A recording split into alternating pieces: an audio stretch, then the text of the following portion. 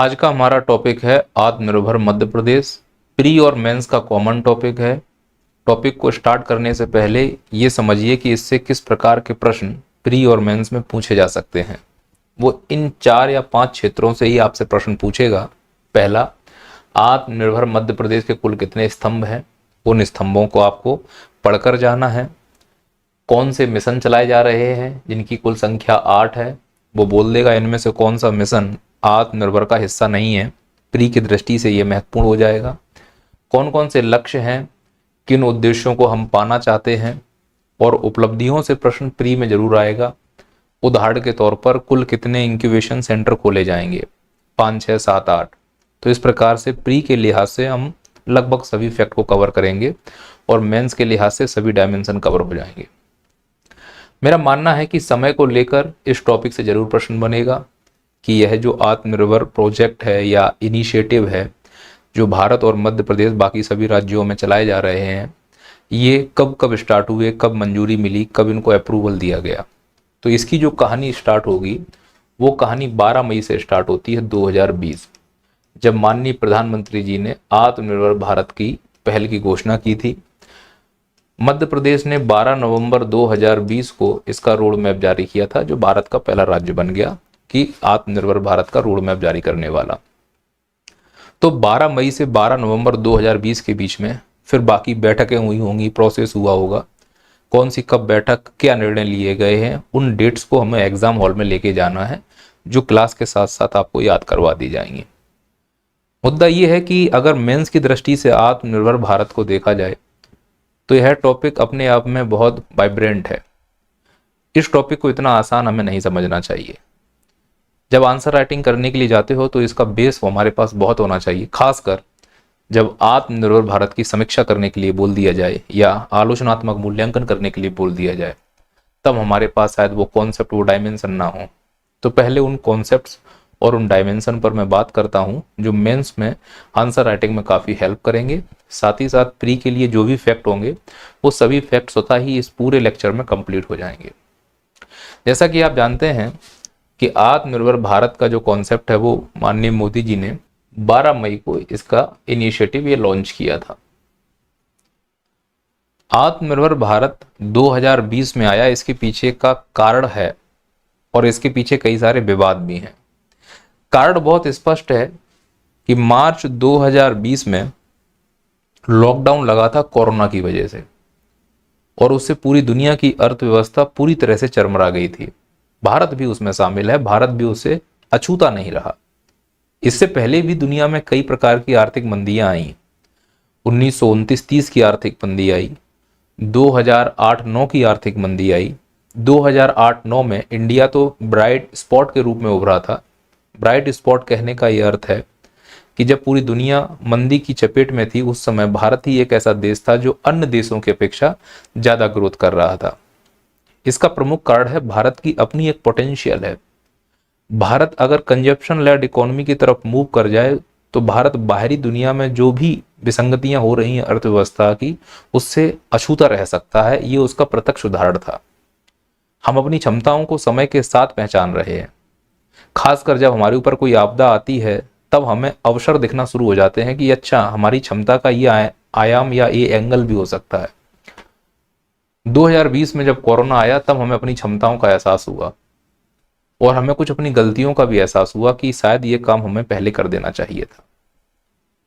Corona की वजह से जो उत्पादन, उपभोग, वितरण की आर्थिक क्रियाएं हो रही थी वो बुरी तरह से प्रभावित हुई, और भारत का जो अधिकांश आर्थिक क्रियाओं का समूह है वो अन्य देशों पर निर्भर है, जिसे हम आयात और निर्यात की प्रक्रिया में शामिल करते हैं। चूंकि पूरी दुनिया ही कोरोना से प्रभावित थी और कोरोना का मतलब है कि आवाजाही पूरी तरह से बंद हो गई है, पूंजी और श्रम भी उतनी मुफ्तता से आसानी से ट्रांसफर नहीं हो पा रहे हैं, वस्तु और सेवाओं तो बहुत बड़ी बात थी। तो निर्भरता तो थी हमारी, और जब कोरोना लगा और वो निर्भरता जिस पर हम हैं वो पूरी नहीं हो पाई, तो हमारे सामने एक संकट खड़ा हुआ।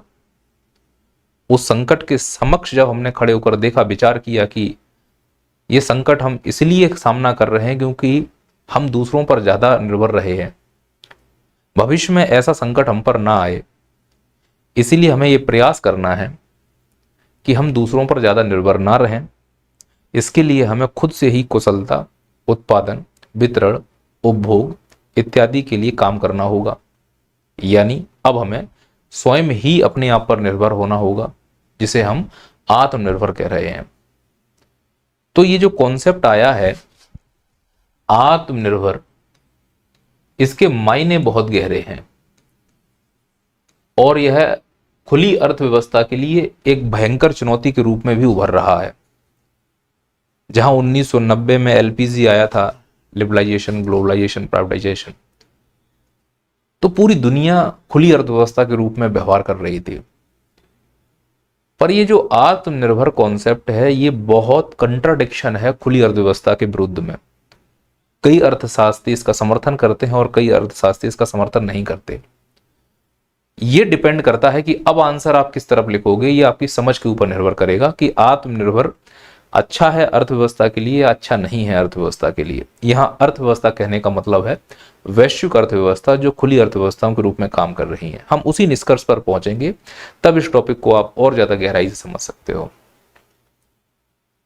तो जो आत्मनिर्भर है, और हमने सोचा कि हम पहले आत्मनिर्भर भारत बनाने के लिए इनिशिएटिव लेना अब ऑफिशियली शुरू करें। इससे पहले भी हम आत्मनिर्भर के लिए काम कर रहे थे। ऐसा नहीं है कि हम उत्पादन नहीं कर रहे थे खुद से, कि हम पूरी तरह से दूसरों पर निर्भर थे, नहीं। हम आत्मनिर्भर के लिए काम कर रहे थे, लेकिन इस पर मुहर लग गई है 12 मई 2020 को माननीय प्रधानमंत्री मोदी जी की, कि हम एक इनिशिएटिव ला रहे हैं आत्मनिर्भर भारत। अब जरा समझिएगा कि इस आत्मनिर्भर भारत के क्या मायने हो सकते हैं। एक मायना यह है कि आत्मनिर्भर कहने का अर्थ है कि किसी की मदद नहीं लेनी है। एक अर्थ तो ये है, ये भी तो आत्मनिर्भर को बताता है कि हमें किसी की मदद की आवश्यकता नहीं है, हम आत्मनिर्भर हो चुके हैं। इसका एक डायमेंशन ये है कि कम से कम मदद लेनी है।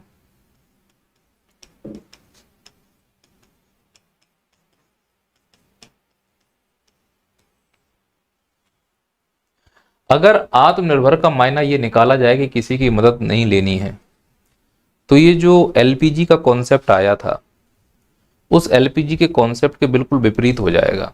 भाई किसी की मदद नहीं लेनी का मतलब है ना तो मुझे सामने वाले की पूंजी की आवश्यकता है, ना श्रम की आवश्यकता है, ना कुशलता की आवश्यकता है, ना प्रबंधन की आवश्यकता है। हम अपने दम से सब कुछ कर सकते हैं।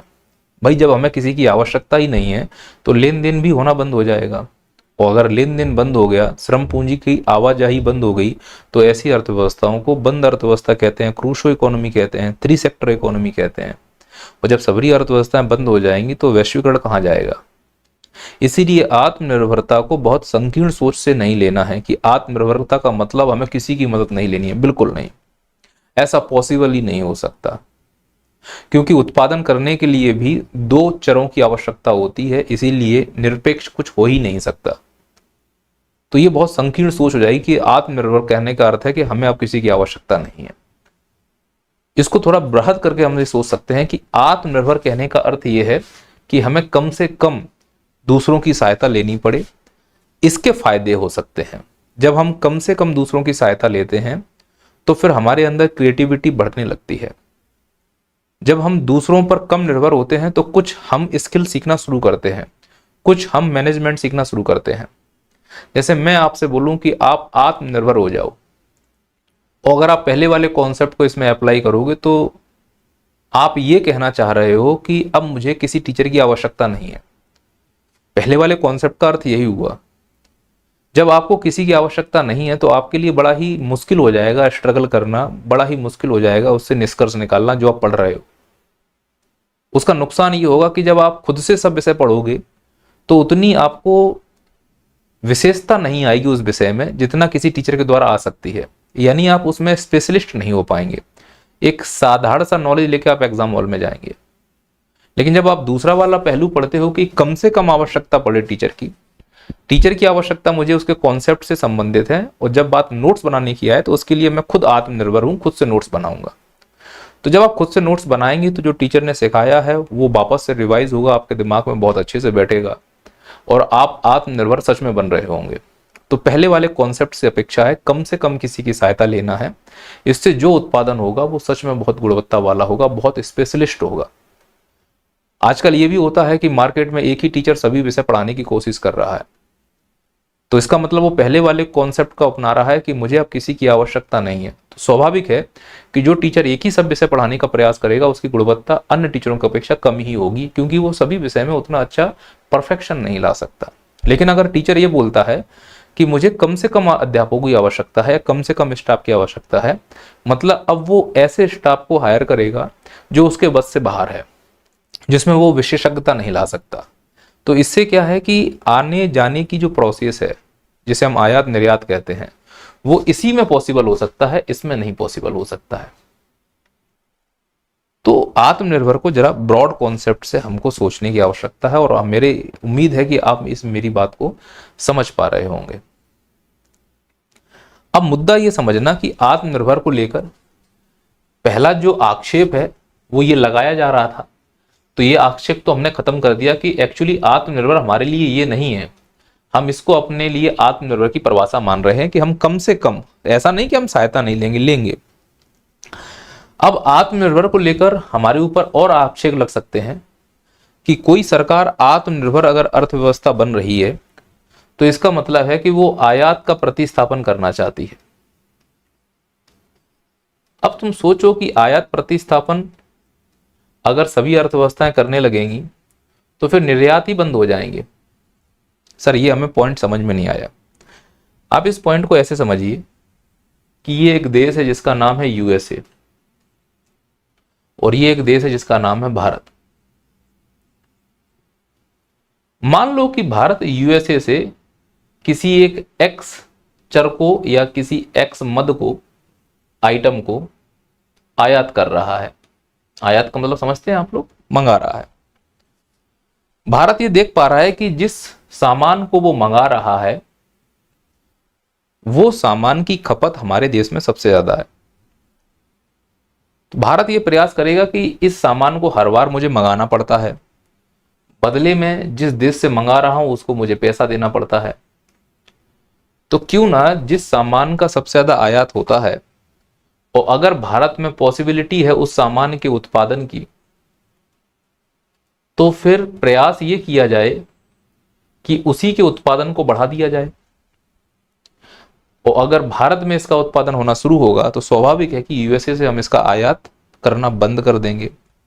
हमने इस एक्स मद का आयात करना इसलिए बंद करना शुरू कर दिया क्योंकि हम अब उसका उत्पादन करने लगे हैं, यानी कि हमने उसको प्रतिस्थापित कर दिया। तो इसे हम कहते हैं आयात का प्रतिस्थापन। अब इसका दूसरा पहलू भी तो देखिए आप, जब आप एक्स मद को मंगा रहे हो तो तुम्हारी नजर में ये आयात है और इसकी नजर में ये निर्यात है। अर्थ ये निकलता है कि आयात प्रतिस्थापन निर्यात को हतोत्साहित कर देता है। स्वाभाविक है कि यूएसए का निर्यात खत्म हो रहा है, तो सोच कर देखो अगर यूएसए भी आयात प्रतिस्थापन करना शुरू करे तो ये चाइना से जो सामान मंगा रहा था अब चाइना से ये नहीं मंगाएगा।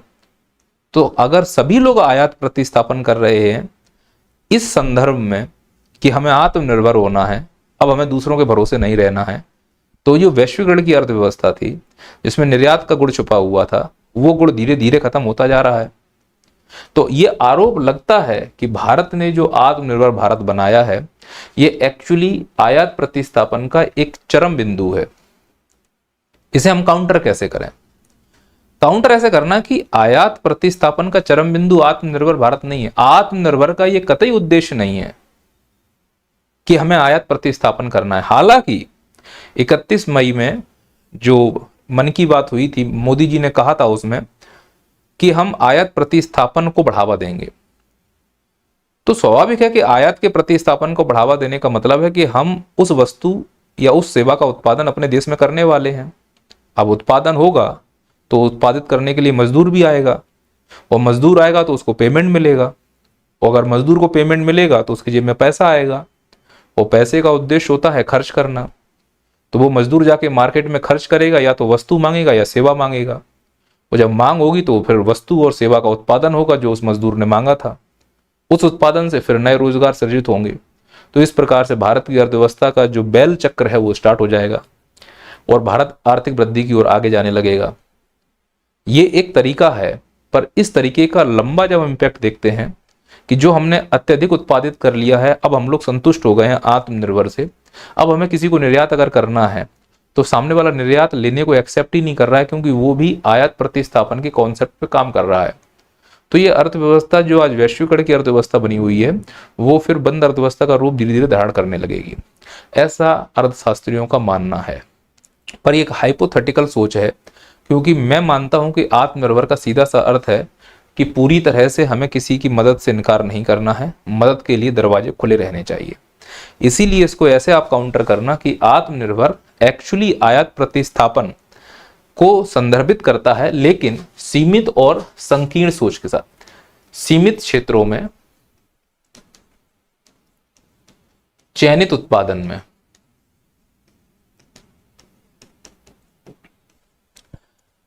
जब आपसे इंटरव्यू में पूछा जाएगा कि आपको नहीं लगता कि आयात प्रतिस्थापन की चरम सीमा ही आत्मनिर्भर भारत है, तो आप इसको बिल्कुल स्वीकार करना कि सर लक्षण तो सेम ही है, लेकिन आयात प्रतिस्थापन पूरी तरह से आत्मनिर्भरता की तरफ नहीं जाएगा, क्योंकि हम आयात प्रतिस्थापन को बहुत चयनित उत्पादन और सीमित क्षेत्र में ही रखेंगे, ऐसे क्षेत्र में जहां हमारी विशेषज्ञता नहीं है। नहीं तो अगर हम जबरन उत्पादन करेंगे तो वो विशेषज्ञता खत्म हो जाएगी, वो स्पेशलिस्ट खत्म हो जाएगा। आप इसके बदले में ये बोल सकते हो कि हाँ सर, मैं ये मानता हूं कि आत्मनिर्भर भारत का जो मूल लक्षण है वो है आक्रामक निर्यात औद्योगिकरण।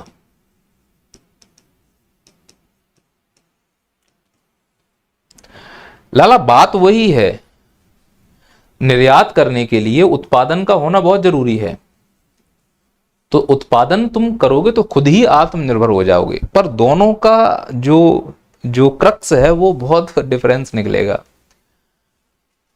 जब तुमसे बोला जाए कि आत्मनिर्भर आयात प्रतिस्थापन को बढ़ावा देगा, तो बोल देना कि देगा, लेकिन हम उसे सीमित और संकीर्ण चयनित क्षेत्रों में ही रखेंगे।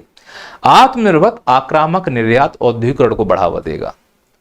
और जो 20 लाख का पैकेज दिया गया था मार्च 2020 में, जब ये मई 2020 में, तो उसमें प्रमुख रूप से एमएसएमई छोटे उद्योगों को ही बढ़ावा देने की बात की गई थी, लोन प्रोवाइड कराने की बात की गई थी, मुद्रा लेन जैसे प्रोजेक्ट की बात की गई। क्योंकि एमएसएमई लघु कुटीर उद्योग बड़े उद्योगों की अपेक्षा 8 गुना अधिक रोजगार देते हैं, और वो छोटी मोटी वस्तुओं की आपूर्ति में बड़े सहायक होते हैं, जिन्हें बोलते हैं दरारें भरना, उन दरारों को भरने का काम करते हैं। तो आपके ऊपर पहला आक्षेप ये लगेगा आत्मनिर्भर भारत को लेकर, और दूसरा आक्षेप ये लगेगा आत्मनिर्भर भारत को लेकर आयात प्रतिस्थापन और आक्रामक निर्यात औद्योगिकरण। तो आप इसके समर्थन में जाना कि हम आक्रामक निर्यात प्रौद्योगिकरण को बढ़ाएंगे। उसका रीजन समझना, यह बात सही है कि यदि किसी अर्थव्यवस्था में निर्यात बढ़ता है तो स्वाभाविक है कि जीडीपी बढ़ेगा। अब चूंकि हम तो निर्यात को बढ़ाने का प्रयास कर रहे हैं, तो जीडीपी तो स्वतः ही बढ़ेगा ना। और जीडीपी एक्चुअली है क्या? एक प्रकार का उत्पादन ही तो है, जिसे हम बाजार मूल्य पर मापते हैं। तो निर्यात का कहने का अर्थ ही है कि हम उत्पादन बढ़ा रहे हैं। पर अगर तुम सोचो कि हम सिर्फ जीडीपी बढ़ा लें और उसके बाद हम निर्यात बढ़ा दें, तो ये कभी पॉसिबल ही नहीं हो सकता। ये मैं सहमत हो गया हूं कि निर्यात के बढ़ने से जीडीपी बढ़ेगा, पर जीडीपी बढ़े उससे निर्यात बढ़ जाए जरूरी नहीं, क्योंकि निर्यात सामने वाले की क्षमताओं पर निर्भर करता है, वो खरीदे या ना खरीदे। दोनों अलग अलग पॉइंट हैं, इसलिए आत्मनिर्भर भारत को बहुत हल्के में नहीं लेना है। आत्मनिर्भर भारत अर्थव्यवस्था के मूल कॉन्सेप्ट को हिलाने वाला कॉन्सेप्ट है। आत्मनिर्भर भारत वर्षों से चली आ रही अर्थव्यवस्था की एक ढांचे को हिलाने वाला कॉन्सेप्ट है। हालांकि इसे व्यवहारिकता में लाना और इसको आदर्श मॉडल के रूप में पूरी तरह से धरातल पर उकेर देना, यह अपने आप में असंभव है फिलहाल के समय में। आगे भविष्य में ऐसा हो तो बहुत अच्छा है। इसके साथ एक आरोप और लगता है आत्मनिर्भर भारत के लिए। वो आरोप यह है कि यह संरक्षणवाद को बढ़ावा देता है। हाँ, ये आरोप भी समझ में आता है कि यह संरक्षणवाद को बढ़ावा दे रहे हैं। भाई, आत्मनिर्भर भारत बनाने के बाद इस संरक्षणवाद को बढ़ावा देंगे। माने यह है कि जो यूएसए से एक्स मद आ रहा था, तो अब यूएसए का यहां सामान नहीं बिक पा रहा है भारत में एक्स मद। क्यों? या तो उत्पादन करने लगे हैं ये लोग, या फिर जब ये एक्स मद आया तो इन लोगों ने टैरिफ बढ़ा दिया, तो इससे इसका सामान महंगा हो गया, सामान इसका महंगा हुआ और वही सामान हमने बना लिया है तो लोग हमारा ही सामान खरीदेंगे तो इसका बहिष्कार हो जाएगा। तो ऐसा लग रहा है कि भारत अपने ही उत्पादों का संरक्षण कर रहा है बाहर से आने वाले आयात प्रतिस्थापन उत्पादों का। तो ये लगता है आरोप कि भारत अब संरक्षणवाद की नीति पर आ रहा है, आत्मनिर्भर भारत के बहाने वो संरक्षणवाद को बढ़ावा दे रहा है। तो इसको कैसे काउंटर करोगे कि भारत सच में आत्मनिर्भर के सहारे संरक्षणवाद को बढ़ावा दे रहा है? आप इसको ऐसे काउंटर करना कि नहीं नहीं नहीं नहीं, हम संरक्षणवाद को बढ़ावा नहीं दे रहे हैं। 1991 में जो लिबरलाइजेशन, प्राइवेटाइजेशन, ग्लोबलाइजेशन हुआ था, इस ग्लोबलाइजेशन की वजह से जो भी पूंजी आई भारत में, उसके साथ श्रम भी आया भारत में, उसके साथ कुशलता भी आई भारत में, और साथ ही साथ प्रबंधन भी आया भारत में। ये जो प्रबंधन है ना, ये अपने आप में एक अथॉरिटी होती है जो ये डिसाइड करती है कि कैसे नीतियों का निर्माण होगा, कैसे संस्था रन होगी। जब ये बाहर वाले डिसाइड करने लगे तो इससे हमारी संप्रभुता कम होती हुई हमें दिखाई देने लगती है। तो आप इसको ऐसे काउंटर करना कि एक्चुअली आत्मनिर्भर भारत संप्रभुता के सुदृढ़ीकरण का कॉन्सेप्ट है, ना कि संरक्षणवाद का। तो ये 3 डायमेंशन हैं जिन पर लेकर इंटरव्यू या मेंस में आपका मूल्यांकन या समीक्षा अगर पूछा जाए, इतना गहरे स्तर पर नहीं जाएंगे, लेकिन इंटरव्यू में अगर कोई अच्छा बैठा, बात करने वाला बैठा, आत्मनिर्भर पर सच में मंथन करने वाला बैठा, तो आपसे इन 3 डायमेंशनों पर बात होगी और इन 3 डायमेंशनों को लेकर मैंने आपको चीजें समझा दी। मैं आशा करता हूं कि आपको मेरी बातें अच्छे से समझ में आई होंगी। अब आते हैं मेन मुद्दे पर कि मेन मुद्दा क्या है। भारत ने 12 मई को आत्मनिर्भर भारत बनाया, तो उस आत्मनिर्भर भारत बनाने के लिए भारत ने कुछ टारगेट तय किए होंगे कि हमें कहां कहां आत्मनिर्भर बनना है। भाई सभी जगह तो ये अप्लाई नहीं हो सकता है ना, फिट फॉर ऑल तो नहीं हो सकता। देखिए, आत्मनिर्भर भारत को कुछ चुनिंदा क्षेत्रों में अप्लाई करना ये दर्शाता है कि क्षेत्रीय असंतुलन के भी अपने एक कार्ड होते हैं। जब संसाधन कम हो तो पहले उन संसाधनों का प्रयोग करके ऐसी जगह निवेश कर दो जहां से उनमें समृद्धि के गुण आ जाएं, फिर वहां से जो रेवेन्यू आएगा उससे बचे हुए पार्ट को समृद्ध कर दो। अगर संसाधन कम है तो एक जगह पूरा इन्वेस्टमेंट बंद करो। भारत को यह करना चाहिए कि भारत में आज जिस प्रकार से अनाज बांटा जा रहा है, भारत में जिस प्रकार से फ्रीवीज के कॉन्सेप्ट चल रहे हैं, तो सरकार को इस ओर ध्यान देना है कि हर बार अगर हम 5 किलो अनाज या बिजली या कुछ फ्री दे रहे हैं, इससे अच्छा है कि उस पैसे को कुछ दिन के लिए होल्ड कर लिया जाए और उस पैसे को इकट्ठा उठाकर किसी एक क्षेत्र में निवेश कर दिया जाए। मान लो कि 70,000 करोड़ रुपए का खर्चा है ये अनाज बांटने में, तो उस महीने का खर्चा 70,000 उठाओ, अनाज मत बांटो, और उस 70,000 से किसी एक क्षेत्र में इकट्ठा पैसा लगा दो, तो वहां का विकास हो जाएगा। तो वहां के लोग खुद से आत्मनिर्भर हो जाएंगे। आत्मनिर्भर भारत की बात करने वाला देश 80 करोड़ लोगों को अनाज बांट रहा है, तो वो आत्मनिर्भर नहीं है, वो सरकार पर निर्भर है। आत्मनिर्भर बात करने वाला भारत का देश आज मध्य प्रदेश में देखें तो महिलाओं को हर महीने 1,000 रुपए बांट दे रहा है। तो ये निर्भरता है। अगर सरकार 1,000 रुपए ना दे तो फिर महिलाओं के पास क्या स्किल बचा है। मेरा ये मानना है कि जो 80 करोड़ लोगों को रोजगार अनाज दिया जा रहा है, महिलाओं को जो लाडली बहना योजना के तहत पैसा दिया जा रहा है, दिल्ली में जो फ्रीवीज दी जा रही है, पंजाब, हरियाणा, राजस्थान, जहां भी जो भी राजनीतिक पेच फंसते हैं वहां पे जो भी दिया जा रहा हो, वो है तो राजस्व हम लोगों का ही पैसा, आया तो वो ही है। तो ये है कि जो पैसा लाडली बहना योजनाओं को दिया जा रहा है, आप उन्हें आत्मनिर्भर नहीं बना रहे हो, आप एक्चुअली उनको निर्भर बना रहे हो अपने ऊपर। आप उस पैसे को इकट्ठा उठाओ, जो भी 7 लाख 7 लाख 1,000 करोड़ जो भी हो, और उस पैसे से भारत मध्य प्रदेश की सभी महिलाओं के लिए एक स्थानीय रोजगार की व्यवस्था करो, और उस हिसाब से व्यवस्था करो कि हमें आक्रामक निर्यात औद्योगिकरण करना है, और उन महिलाओं से जो सामान का उत्पादन हो रहा है उनको निर्यात करने के लिए आप आधारभूत सुविधाओं का बढ़ावा दें। तो जो मध्य प्रदेश में आत्मनिर्भरता आएगी वो सतत रहेगी, वो टिकाऊ रहेगी। अभी जो लाडली बहना योजना को पैसे बांटे जा रहे हैं, सरकार बदली या राजस्व कम हुआ तो योजना कभी भी बंद हो सकती है। अब इसका नुकसान ये होगा कि अगर उनको लत लग गई है, 1-2 साल आपने पैसे दे दिए हैं फ्री में, तो वो काम करना बंद कर चुके होते हैं, स्किल आना बंद हो चुका होता है। हमें स्किल पर बढ़ावा देना है, तो आत्मनिर्भरता को इस ओर लेकर जाना है ना। तो योजना आत्मनिर्भर है, लेकिन जो अन्य योजना चल रही है उससे लगता है कि निर्भरता बढ़ाई जा रही है, ना कि निर्भरता कम की जा रही है। तो ये आपको उम्मीद है कि मेरी बातें समझ में आई होंगी। तो ये इस प्रकार से आलोचनात्मक मूल्यांकन हो जाएगा आत्मनिर्भर भारत का। तो भारत ने भी चुनिंदा क्षेत्रों में आत्मनिर्भर भारत स्टार्ट किया, जिन्हें आत्मनिर्भर भारत के स्तंभ कहा जाता है। वो 5 स्तंभ कौन कौन से हैं? वो 5 स्तंभ कुछ इस प्रकार से हैं। पहला है इकोनॉमी को लेकर, फिर आधारभूत संरचना को लेकर, फिर एक ऐसे सिस्टम प्रणाली को लेकर जो पूरी तरह से टेक्नोलॉजी से ड्रिवन हो, एक ऐसी जनसंख्या जो वाइब्रेंट हो, जीवंत हो, जिसमें बदलाव किए जा सके। बदलाव का मतलब जो परंपरागत नियमों को भी ढो रहा हो और वर्तमान में भी उसमें कुछ चेंजेज हो रहे हों। संविधान इसका सबसे अच्छा उदाहरण है। पुराना लिखा हुआ है, समय समय पर संशोधन होते रहते हैं। और ठीक इसी प्रकार से डिमांड, हमें मांग और आपूर्ति पर विशेष रूप से ध्यान देना है। जो मांगा जा रहा है उसी के उत्पादन पर ज्यादा बढ़ावा देना है। तो इस प्रकार से हमें 5 पिलर्स बनाए गए हैं जो आत्मनिर्भर भारत के हैं, और इसमें कई सारे फोकस भी किए गए। 20 लाख करोड़ का पैकेज दिया गया जो हमारी कुल जीडीपी का 10% था। ये भारत के संदर्भ में बोल रहा हूं, ये 12 मई की बात है ना। फोकस किया गया वोकल फॉर लोकल के लिए और उसको ग्लोबल बनाने के लिए, है ना। फोकस किया गया कि जो एमएसएमई हैं, छोटे उद्योग हैं, उनको बढ़ावा दिया जाए। और ये सब तब हो सकता है जब हम बहुत सारे रिफॉर्म कर डालें। जैसे हमें सप्लाई चेन में रिफॉर्म करना है, विपणन जो प्रणाली है उसके लिए कृषि किसान बिल भी लाए गए थे, इनका विरोध किया गया, कुछ कमियां भी थी उनमें। रेशनल टैक्स सिस्टम होना चाहिए, सिंपल एंड क्लियर लॉज होने चाहिए, चाहे कंपनी खोलनी हो या बंद करनी हो, श्रम या मजदूरों को हायर करना हो या निकालना हो, किसी प्रकार का कोई कंफ्यूजन ना हो। कैपेबल ह्यूमन रिसोर्सेज होना चाहिए, स्ट्रॉन्ग फाइनेंशियल सिस्टम होना चाहिए, सूक्ष्म वित्तीयन बोलते हैं जैसे माइक्रो फाइनेंशियल इंस्टीट्यूशंस की संख्या हर जगह हो, किसी को भी किसी भी कीमत पर किसी भी क्वांटिटी का अगर ऋण चाहिए तो उसे तुरंत मिल जाए। ये सब हमको बेसिक रूप से करना होगा, तब जाकर हम आत्मनिर्भर भारत की ओर बढ़ सकते हैं। जो ये 20 लाख करोड़ रुपए का पैकेज दिया गया था, उस पैकेज को इस प्रकार से बांटा गया जिसमें सबसे ज्यादा अगर आप देखोगे तो लगभग 43% लोन के लिए रखा गया है, लिक्विडिटी फिक्सेशन के लिए रखा गया है, जिससे कि ज्यादा से ज्यादा लोगों को फायदा हो।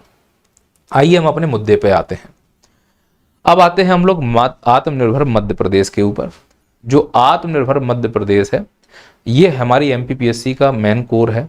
जो भी मुझे लगा, मैंने आपसे बातें की कि आत्मनिर्भर एक्चुअली क्या मतलब होता है और उसके क्या मायने होते हैं। तो आत्मनिर्भर भारत का बेसिक कॉन्सेप्ट हम समझ चुके हैं। उसके जो भी विवाद थे, उन विवादों का क्या विकल्प हो सकता है उत्तर देते समय, वो भी हमने समझा। अब आते हैं आत्मनिर्भर मध्य प्रदेश की तरफ। इसकी भी पृष्ठभूमि आत्मनिर्भर भारत के समान ही है कि कोविड-19 के बाद महसूस किया गया कि पुनर्रचना के अवसर मिले हुए हैं और उसको हमें बुनाना है। चूंकि यह पहल प्रधानमंत्री मोदी जी के द्वारा ही की गई थी और इस अभियान का नाम दिया गया था आत्मनिर्भर भारत। 12 मई 2020 से यह अभियान प्रारंभ भी हुआ। 12 मई, जून, जुलाई, अगस्त, सितंबर समय रहते हुए सभी राज्यों ने इस पर अमल किया। मध्य प्रदेश भी इस अमल में शामिल था। क्योंकि उस समय कोरोना चल रहा था 12 मई के आसपास, तो अगर मीटिंग होनी थी तो प्रत्यक्ष नहीं हो पाई। उसके लिए ऑनलाइन मीटिंग ली गई जिसे वेबिनार कहा गया। और मध्य प्रदेश में जो वेबिनार स्टार्ट हुआ उसकी शुरुआत 7 अगस्त से हुई और उस वेबिनार में वही विचार रखे जाएंगे जो आत्मनिर्भर भारत के थे। मतलब आत्मनिर्भर के भारत के लक्ष्यों से मिलते जुलते ही लक्ष्य वो मध्य प्रदेश आत्मनिर्भर में शामिल होंगे। जैसे भारत में कुल कितने स्तंभों पे काम करने के लिए बोला गया? 5 स्तंभ, जिसमें अर्थव्यवस्था, आधारभूत संरचना, कार्य प्रणाली, जनसंख्या और मांग, ये 5 स्तंभ थे जिन पर काम करने के लिए बोला गया। मध्य प्रदेश में जो आत्मनिर्भर बनाने की बात हुई वो 4 स्तंभों पर हुई। और ये बात कब से स्टार्ट हुई? 7 अगस्त से। कहाँ स्टार्ट हुई? वेबिनार के द्वारा। तो इसकी पूरी प्रोसेस समझते हैं कि वो 4 स्तंभ कौन से हैं जिन पर मध्य प्रदेश आत्मनिर्भर बनने की तैयारी कर रहा है। 7 अगस्त को जो पहला वेबिनार हुआ था, उस वेबिनार में भौतिक अधोसंरचना को लेकर बात बोली गई। भौतिक अधोसंरचना का मतलब है इंफ्रास्ट्रक्चर। भारत के आत्मनिर्भर में भी इंफ्रास्ट्रक्चर शामिल था। मध्य प्रदेश में भी इंफ्रास्ट्रक्चर को लेकर आत्मनिर्भर के कॉन्सेप्ट पर बात की गई। फिर 8 अगस्त आया, सुशासन को लेकर बात हुई। 9 अगस्त को छुट्टी थी। 10 अगस्त को स्वास्थ्य एवं शिक्षा पर बात हुई और 11 अगस्त को अर्थव्यवस्था एवं रोजगार पर बात हुई। तो इस प्रकार से कुल 4 वेबिनार अलग अलग समय पर हुए और इन 4 वेबिनारों में जो वरिष्ठ अधिकारी जो जिस क्षेत्र से संबंधित था और उनकी सहयोगी टीम ही उस वेबिनार में शामिल थी। यह वेबिनार नीति आयोग के द्वारा लिया गया था और नीति आयोग ही इसमें नोडल एजेंसी है जो आत्मनिर्भर भारत कॉन्सेप्ट या पहल को आगे ले जा रही है। तो एमपीपीएससी हमसे पूछेगी कि आत्मनिर्भर मध्य प्रदेश के कुल कितने स्तंभ हैं। तो ये 4 स्तंभ हैं जिन पर आत्मनिर्भर मध्य प्रदेश बनना है। कौन से स्तंभ पर किस तारीख को बात या चर्चा शुरू हुई थी वो डेट यहाँ पर लिखी हुई है। तो मैं ये कह सकता हूँ कि आत्मनिर्भर मध्य प्रदेश की शुरुआत 7 अगस्त से लेकर 11 अगस्त के बीच में हुई है और अलग अलग तारीख पर अलग अलग अधिकारियों के द्वारा मीटिंग ली गई और इन मुद्दों पर बात की गई। चूंकि यह ऑनलाइन वेबिनार हुआ था तो इसमें तकनीकी रूप से सहायता भी किसी न किसी ने दी होगी।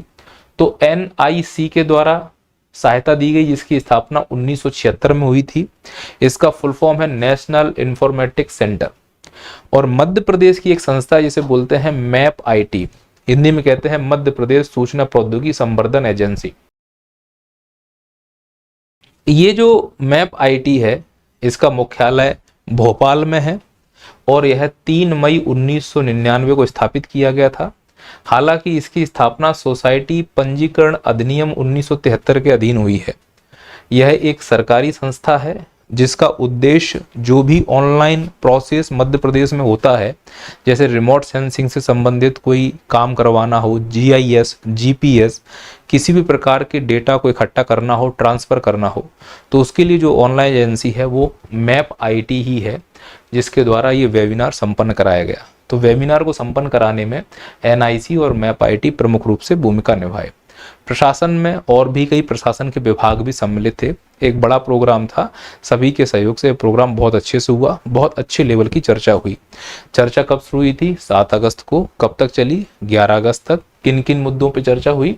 इन मुद्दों पर। इन्हें ही हम मध्य प्रदेश, आत्मनिर्भर मध्य प्रदेश के स्तंभ के रूप में जानते हैं। और नीति आयोग के तरफ से जो CEO थे उस समय अमिताभ कांत थे और मध्य प्रदेश के जो मुख्य सचिव थे वो इकबाल बैस साहब थे। तो इस प्रकार से पूरा प्रोसेस कंप्लीट हुआ। आगे बढ़ते हैं। आत्मनिर्भर भारत में मध्य प्रदेश की क्या भूमिका है? तो जो आत्मनिर्भर भारत बनना है, 5 स्तंभों पे जो बात हो रही है, कौन कौन से 5 स्तंभ हैं? अर्थव्यवस्था है, आधारभूत संरचना है, कार्य प्रणाली है, जनसंख्या है, जीवंत जनसंख्या, वाइब्रेंट डेमोग्राफी और डिमांड यानी मांग है। तो इन 5 क्षेत्रों में बढ़ावा देने के लिए बाकी सभी राज्य योगदान दे रहे हैं। मध्य प्रदेश का क्या विशेष योगदान है? ये मेंस की दृष्टि से हमारे लिए महत्वपूर्ण हो जाएगा 7 नंबर में कि मध्य प्रदेश की भूमिका या मध्य प्रदेश के महत्व को समझाइए आत्मनिर्भर भारत के संदर्भ में। तो पहला तो ये है कि सहायता प्रदान करेगा। जो 5 स्तंभ हैं आत्मनिर्भर भारत के, उसमें से 4 स्तंभ तो मध्य प्रदेश ही है। अगर आपने स्टार्टिंग में देखे हों तो लगभग 4 स्तंभों को बूम कर रहा है मध्य प्रदेश। और शिवराज सिंह चौहान ने रोड मैप जब निकला था उसमें स्पष्ट कहा था कि अगर राज्य आगे जाता है तो देश आगे जाएगा। तो मध्य प्रदेश कोशिश कर रहा है कि जो स्तंभ या लक्ष्य निर्धारित किए गए हैं उनमें भली भांति भूमिका निभाई जाए और 5 में से 4 स्तंभ में मध्य प्रदेश भली भांति भूमिका निभाएगा। साथ ही साथ समन्वयक का भी भूमिका में रहेगा। समन्वयक का कहने का अर्थ ये है कि यदि किसी योजना में मध्य प्रदेश की सहभागिता होती है तो मध्य प्रदेश में पूरी तरह से कोऑपरेट करने के लिए तैयार है। कार्यान्वयनकर्ता की भूमिका में रहेगा। अगर कोई ऐसी योजना या प्रणाली या कार्य उसे दिया जाता है जो उसके अधिकार क्षेत्र में आता है तो वो उसके कार्यान्वयन के लिए भी काम करेगा। आत्मनिर्भरता विचार का दृष्टिकोण तैयार करना। अगर जरूरत पड़ती है किसी नए विचारों की, ऐसे कॉन्सेप्ट जो हम उन वेबिनार में शामिल नहीं कर पाए हैं या आत्मनिर्भर भारत का कोई कॉन्सेप्ट छूट रहा है, एंगल हो सकता है ST SC को लेकर हो। अब मध्य प्रदेश जनजाति के हिसाब से भारत का जनसंख्या में देखें तो अच्छा खासा हिसाब किताब है। तो उस लिहाज से कि जनजातियों का कैसे उद्धार हो इस आत्मनिर्भर में या आत्मनिर्भर भारत में जनजातियों का क्या योगदान है, वो दृष्टिकोण अगर मध्य प्रदेश चाहे तो वो सुझाव दे सकता है। मानने के लिए बाध्य नहीं है लेकिन उस पर अमल किया जा सकता है। CM आत्मनिर्भर डैशबोर्ड तैयार करना, ये सभी राज्यों को करना है और इसमें सभी जिलाओं तक एक डैशबोर्ड बनाए जाएंगे जो मॉनिटरिंग करेंगे इस कार्य के लिए कि जो कार्य हमने किया है वो कहाँ तक अचीव हो पाया है। आत्मनिर्भर भारत की प्रत्येक यूनिट अगर मॉनिटरिंग करेगी तो निश्चित तौर पर लक्ष्य को पाना आसान हो जाएगा। यह आकांक्षी जिलों की गतिशीलता की मॉनिटरिंग में सहायता करेगा, है ना। किन जिलों की? आकांक्षी जिलों की। तो एमपीपीएससी यहां से प्रश्न उठा लेगा कि आकांक्षी जिले किसे कहते हैं।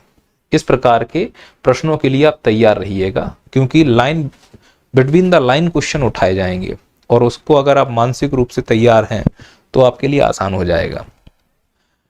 नोट याद रखना है कि मध्य प्रदेश आत्मनिर्भर भारत का रोड मैप प्रकाशित करने वाला पहला राज्य बना है। सबसे पहले किसने रोड मैप प्रकाशित किया है? तो 12 नवंबर 2020 को मध्य प्रदेश सरकार के द्वारा यह रोड मैप जारी किया गया। उस समय मुख्य सचिव इकबाल बैस थे और मुख्यमंत्री शिवराज सिंह चौहान थे जब यह रोड मैप जारी किया गया।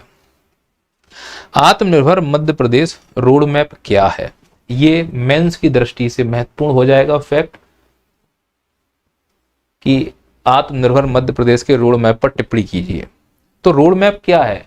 एक्चुअली यह एक प्रकार का दस्तावेज है।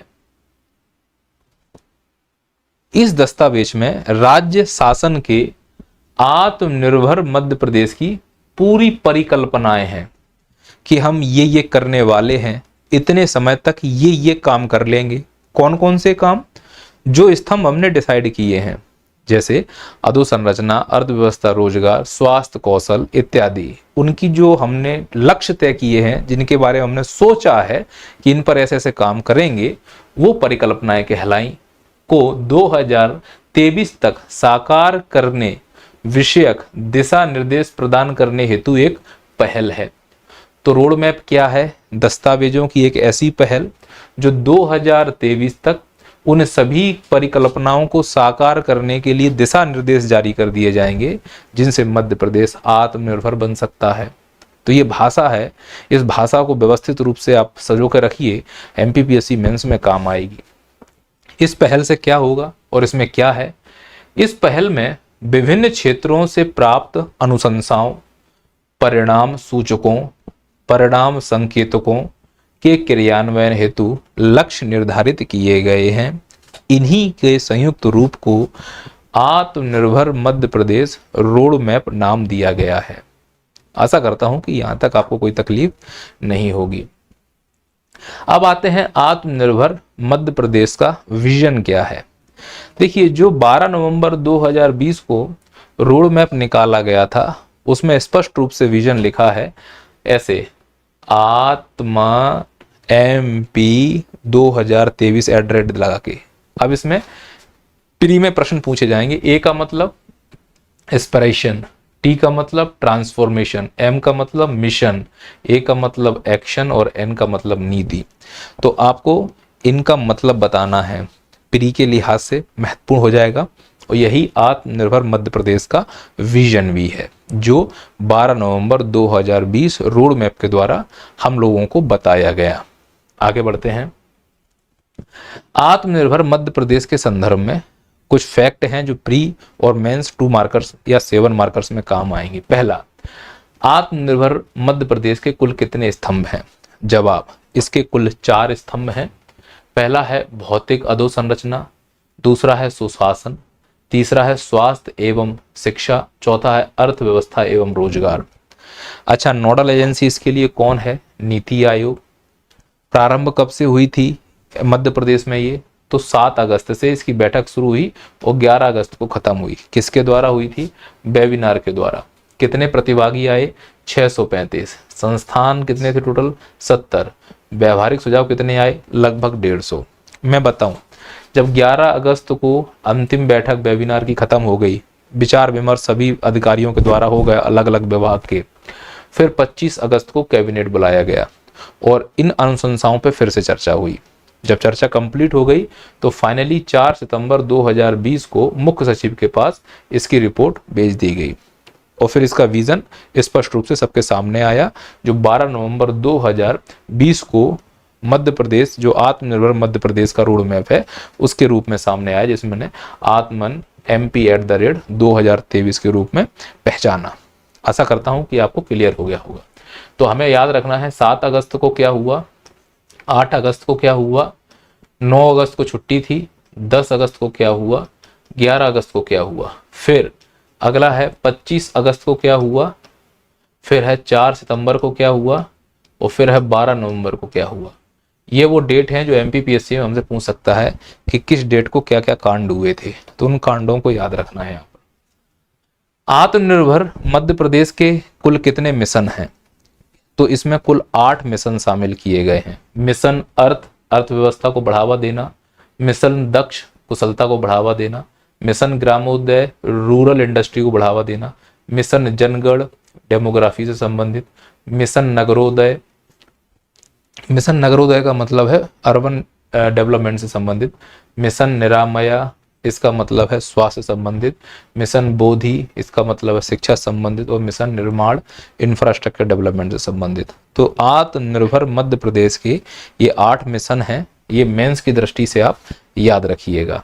अब आते हैं मध्य प्रदेश, आत्मनिर्भर मध्य प्रदेश के जो 4 स्तंभ थे, उन 4 स्तंभों के बारे में। पहला स्तंभ आप एक बार देख लीजिए, मध्य प्रदेश के 4 स्तंभ कौन कौन से थे। भौतिक अधोसंरचना, सुशासन, स्वास्थ्य और अर्थव्यवस्था। पहले मैं भौतिक अधोसंरचना पे बात करूंगा, फिर सुशासन पर, फिर स्वास्थ्य पर, फिर अर्थव्यवस्था पर। तो हमने शुरू किया है सबसे पहले ए नंबर, भौतिक अधोसंरचना। भौतिक अधोसंरचना में हमें आत्मनिर्भर बनना है। इसमें भी हमने 6 उप समूह विभाजित किए हैं। तो एमपीपीएससी अब यहाँ से प्रश्न पूछ सकता है कि जो मध्य प्रदेश आत्मनिर्भर बनने जा रहा है, उसमें जो उसका पहले नंबर का स्तंभ है, इसको कुल कितने उपभागों में विभाजित किया गया है। तो इसका जवाब है 6 उपभागों में विभाजित किया गया है। ध्यान से सुनना, जितने भी स्तंभ हैं उनको 4 से लेकर 6 उपभागों में विभाजित किया जाएगा। पहला वाला 6 में विभाजित किया गया है। याद रखना, इन 6 उपभागों में से एक उपभाग ऐसा है तीसरे नंबर का, जिनको 5 रणनीतियों में तोड़ा गया है। तो यहां से 2 फैक्ट आ गए कि पहला तो जो भौतिक अधोसंरचना लक्ष्य का स्तंभ, इसको कितने उपभागों में, 6 उपभागों में। 6 में जो तीसरे नंबर का उपभाग है उसको 5 रणनीतियों में तोड़ा गया था। ये ऐसे ही बताने के लिए है, अगर दिमाग में रखो तो ठीक है। 6 उपभाग कौन कौन से हैं भौतिक अधोसंरचना लक्ष्य के लिए। पहला है सड़क, दूसरा है यात्रा एवं पर्यटन, तीसरा है नगरीय विकास एवं आवास। ध्यान रखना है, नगरीय विकास एवं आवास के लक्ष्य को पाने के लिए हमने 5 स्तर की रणनीतियां बनाई हैं। पहले स्तर की रणनीति में समावेशी शहरी विकास, दूसरे में पर्यावरणीय सहयोगी संवहनीय विकास, तीसरे में नगरीय सुशासन राजकोषीय सुधार, चौथे में शहरी सेवा गुणवत्ता सुधार, 5वें में नगरीय नियोजन एवं शहरी अर्थव्यवस्था सुधार। इन 5 स्तर की रणनीतियों पर हम काम करेंगे क्रमशः। तो निश्चित तौर पर शहरी विकास एवं आवास के लक्ष्य को पा लेंगे। भौतिक अधोसंरचना में अगला उपभाग है जल, ऊर्जा और परिवहन एवं लॉजिस्टिक। तो ये भौतिक अधोसंरचना के जो 5 उपभाग हैं, इनके लिए भी अलग अलग विभाग के अधिकारी आएंगे। यानी कि भौतिक संरचना के लिए एक वरिष्ठ अधिकारी होगा, फिर इसके जो 6 उपभाग हैं इसके लिए अलग अलग विभागों के वरिष्ठ अधिकारी इसकी निगरानी करेंगे, जिससे लक्ष्य को आसानी से पाया जाए और इस लक्ष्य को जो पा चुके हैं उसको डैशबोर्ड जो मॉनिटरिंग कर रहा है आकांक्षी जिलों में उन तक पहुंचाया जाए, जिससे कि समन्वय बना रहे। आइए एक एक करके बात करते हैं। मैंने इन सबको एक साथ मिक्स कर दिया है। यानी यदि मुझसे पूछा जाए कि भौतिक अधोसंरचना के लक्ष्य की प्राप्ति के लिए आत्मनिर्भर मध्य प्रदेश ने क्या क्या परिकल्पनाएं की हैं, तो हम उसको कुछ इस प्रकार से लिख सकते हैं। देखिए, ये जो भौतिक अधोसंरचना है ये क्या है, ये स्तंभ पहला है ए नंबर का। क्या संभावना है इसके विकास की मध्य प्रदेश में? तो मध्य प्रदेश में भौतिक अधोसंरचना की विकास की संभावना इसलिए है क्योंकि 3 यूनेस्को विश्व धरोहर है मध्य प्रदेश में। ज्योतिर्लिंग है 12 में से 2 मध्य प्रदेश में, एक ओमकारेश्वर में है और एक महाकालेश्वर उज्जैन। फिल्म शूटिंग का आकर्षण केंद्र बनता जा रहा है। तो ये 3 संभावनाएं हैं जो मध्य प्रदेश के भौतिक अधोसंरचना के विकास को इंगित कर रही हैं। अच्छा, लक्ष्य कौन कौन से हैं? तो जो हमने 6 उपभागों में बांटे हैं भौतिक अधोसंरचना को, इनको 3 वर्षों में हमें पूरा करना है, क्योंकि 2020 से लेकर 2023 तक इन लक्ष्यों को पूरा करना है। यहाँ लक्ष्यों को पूरा करने का मतलब है इन कामों को या तो शुरू कर देना है या कंप्लीट कर लेना है, यानी दिशा निर्देश तो दे ही देंगे कि ये काम शुरू करो। जैसे चंबल एक्सप्रेस वे या नर्मदा एक्सप्रेस वे, अब इस पर जो काम शुरू होना था वो 2023 तक शुरू होना था। उससे पहले जमीन लेना, अधिग्रहण करना, उसका मूल्य देना, नाप तौल करना, ये 2023 तक कर लेना था। तो इस प्रकार से इंफ्रा बनकर तैयार नहीं होगा, लेकिन उसके रास्ते खुल जाएंगे, यहाँ अर्थ ये हुआ कहने का। जैसे जो हमने 3 वर्षों का लक्ष्य रखा है इस भौतिक अधोसंरचना को पाने में, जैसे पहले नंबर पर सड़क है। अब सड़क के लिए हमने बहुत सारे लक्ष्य रखे हैं, एमपीपीएससी में कुछ को लिख कर आना है तो उसमें लिख दो 2-4, जैसे चंबल प्रोग्रेस वे बनाएंगे, है ना, और वो भी 60 माह का इसमें समय दिया गया है। टोल प्लाजा का कंप्यूटरीकरण किया जाएगा 6 माह के अंदर, और रोड असेट मैनेजमेंट सिस्टम जिसे रैम्स कहते हैं, यह स्थापित करना है एशियन डेवलपमेंट बैंक की सहायता से 24 माह के अंदर। तो जो लक्ष्य है उसमें सड़क में बहुत सारे लक्ष्य थे, इनमें से 3 लक्ष्यों को मैंने यहाँ पे इंडिकेट कर दिया है, इतने समय के अंदर इनको प्राप्त किया जा सकता है। फिर उसी के अंतर आते हैं हम लोग यात्रा एवं पर्यटन। इसमें कान्हा, पेंच, बांधवगढ़, 2 टाइगर सफारी बनाने की बात की गई इन क्षेत्रों में। साथ ही साथ वफर में सफर एक मुहिम जो 4 अगस्त 2020 से स्टार्ट हुई थी, उसमें 6 सर्किट विकसित करने की बात की गई है, जिससे कि पर्यटन को बढ़ावा दिया जाए, खासकर मानसून समय काल के दौरान आने वाले पर्यटकों को बढ़ावा दिया जाए। अब वो 6 सर्किट कौन कौन से हैं, अब मुझे आप कमेंट करके बताइए। तो 6 सर्किट एमपीपीएससी में आपसे पूछे जा सकते हैं। कौशल विकास के लिए क्या किया गया है, स्टार्टअप इंक्यूबेशन केंद्र कितने खोले गए हैं, 7, जिसमें से भोपाल, जबलपुर, इंदौर, यहाँ 50,000 से ज्यादा लोगों को स्किल दिया जाएगा। सागर, सतना, ग्वालियर, उज्जैन 65,000 से ज्यादा लोगों को स्किल दिया जाएगा यहाँ पर। फिर आते हैं पर्यावरण सहयोगी। पर्यावरण को संरक्षित करने के लिए कौन कौन सी आधारभूत संरचनाओं पर काम किया जा रहा है। 378 शहरों के लिए ODF प्लस घोषित करने का प्रयास किया जाएगा और इंदौर को वाटर प्लस घोषित करने का प्रयास किया जाएगा। जो लीगेसी अपशिष्ट है उसका 100% उपचार किया जाएगा, जिससे पर्यावरण पर कम से कम प्रभाव पड़े। ये आधारभूत संरचना के लिए काम किए गए। नगरीय सुशासन के लिए क्या किया गया, राजस्व स्रोत का 43 से बढ़ाकर 60% करने का प्रयास किया जाएगा। शहरी सेवा के लिए क्या करेंगे, 100 शहरों में LED स्ट्रीट लाइट लगाई जाएंगी। तो ये सब प्रयास किए जाएंगे जिससे कि भौतिक अधोसंरचना को मजबूती मिले। आशा करता हूं कि आप मेरी बात समझ पाए होंगे। भौतिक अधोसंरचना में ऊर्जा के लिए क्या करेंगे, 45,000 सोलर पंप 2023 तक उपलब्ध कराए जाएंगे। मुरैना, छतरपुर, आगर, नीमच, शाजापुर में 4500 मेगावाट के सोलर पार्क स्थापित किए जाएंगे। अब लक्ष्य कितना प्राप्त हुआ या नहीं, कितना नहीं, इसका असेसमेंट डॉक्यूमेंट रिपोर्ट आया नहीं है, मैं उस पर बात नहीं कर सकता। जल के लिए क्या करेंगे, ग्रामीण पाइप वाटर सप्लाई राष्ट्रीय स्तर पर लाना। MP में अभी 17% है, भारत में 26% है, तो इसको 17 से बढ़ाकर 26 तक ले जाने का प्रयास करना।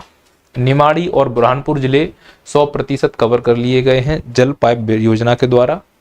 परिवहन एवं लॉजिस्टिक से संबंधित काम करना है, जिसमें मल्टी मॉडल लॉजिस्टिक पार्क की स्थापना की जाएगी और नासवान सामग्री हेतु एक एयर कार्गो हब बनाया जाएगा। तो इतना भौतिक अधोसंरचना के लिए काम किया जाएगा जिससे मध्य प्रदेश आत्मनिर्भर बन पाए। मैं आशा करता हूं कि ये पॉइंट भी आपको क्लियर हो गया होगा।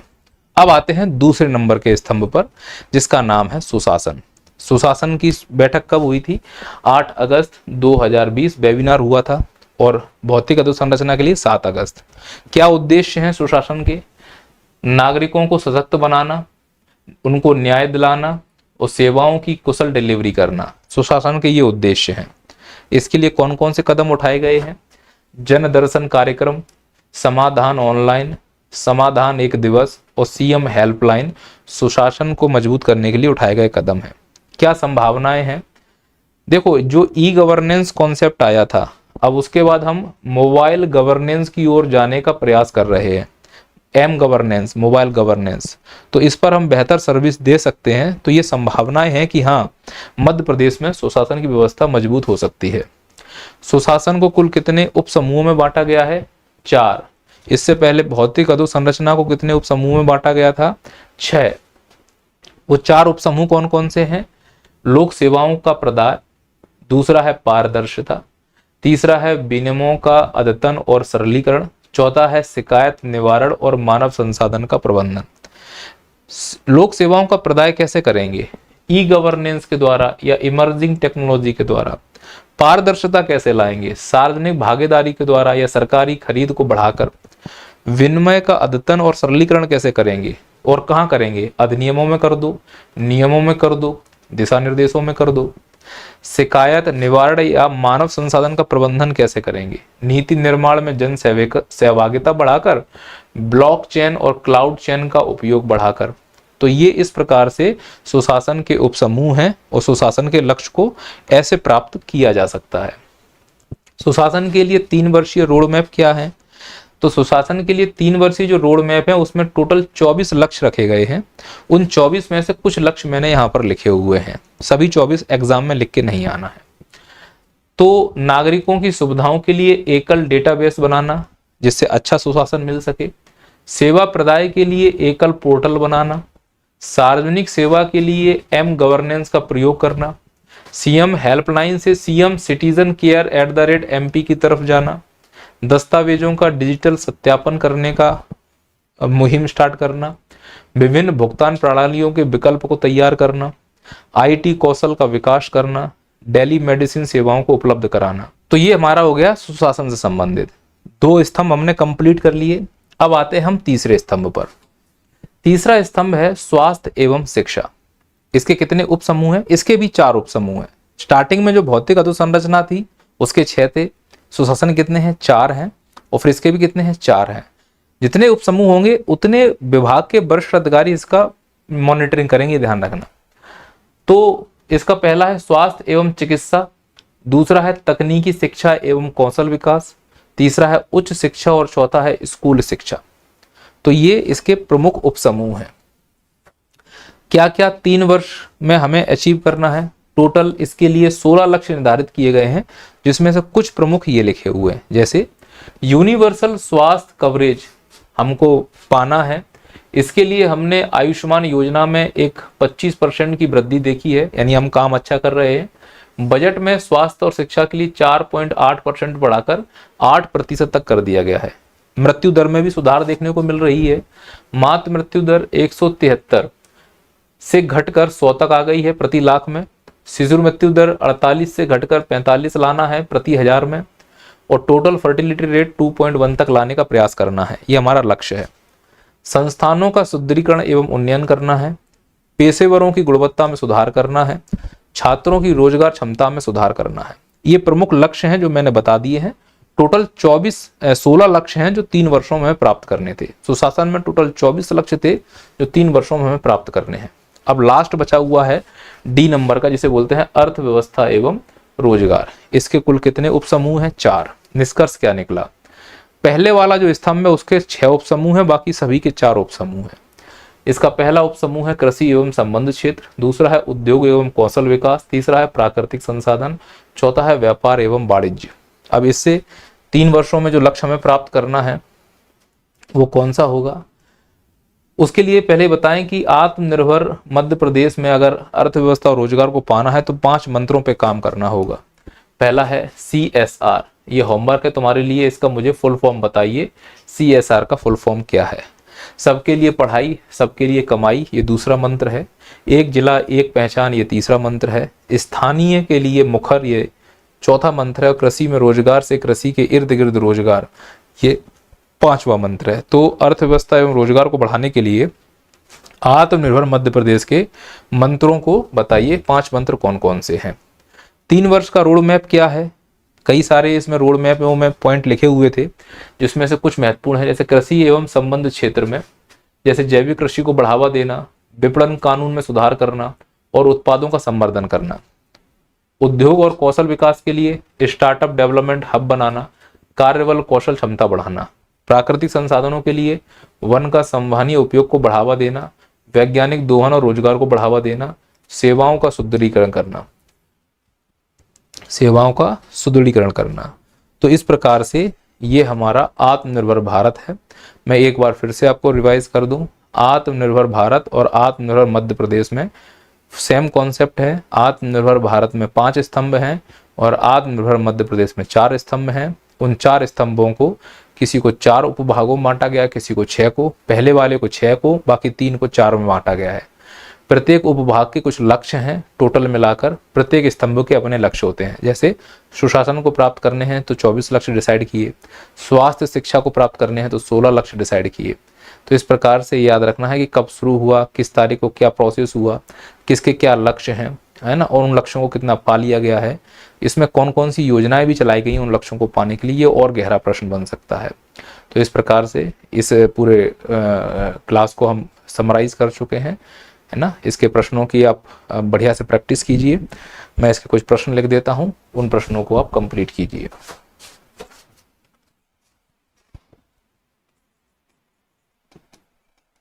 पहला, अर्थव्यवस्था एवं रोजगार को बढ़ावा देने वाले मंत्रों को लिखिए।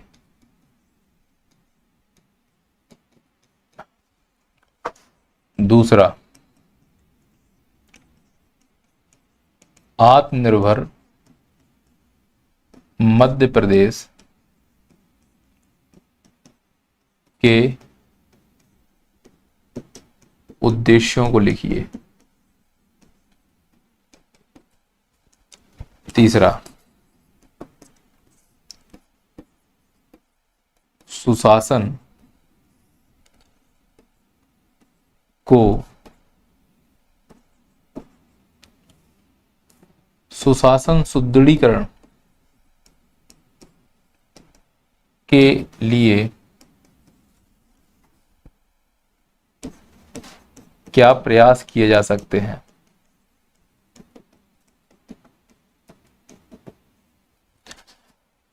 इस प्रकार से हमने 3 प्रश्न आपको लिखे हैं। इन 3 प्रश्नों को आप बढ़िया से बनाने का प्रयास करें। बाकी सीधे प्रश्न आएंगे, स्तंभ बताइए, तत्व बताइए, उद्देश्य बताइए, जैसा कि मैंने क्लास के शुरू में डिस्कस किया था। ठीक है, चलिए मिलते हैं फिर। जय हिंद, जय भारत।